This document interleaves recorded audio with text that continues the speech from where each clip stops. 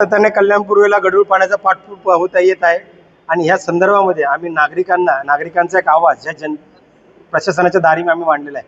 नागरिक सातत्याने फोन करतात आम्हाला की गढूळ पाणी येतं, गढूळ पाणी येतं, गढूळ पाणी येतं. पण जर एकनाथ शिंदे गटाचा जो आमदार आहे संजय गायकवाड, ह्या आमदाराने स्वतःला जर खराब खाणं भेटतं म्हणून तो मारहाण करतो, तर आम्ही ह्या कल्याणकर नागरिकांनी काय करावं?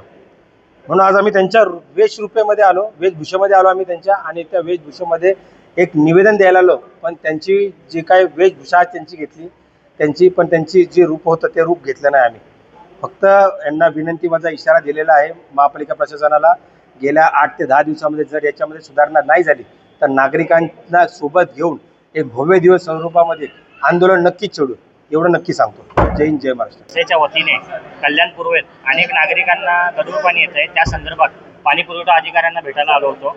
पाणी पुरवठा अधिकाऱ्यांचं म्हणणं हेच आहे की आम्ही लक्ष देऊ, पण अनेक वेळा आमचे मनसेचे पदाधिकारी देखील संपर्क करत असताना अनेक पाणी पुरवठा अधिकारी नंबर ब्लॉक करतात. का?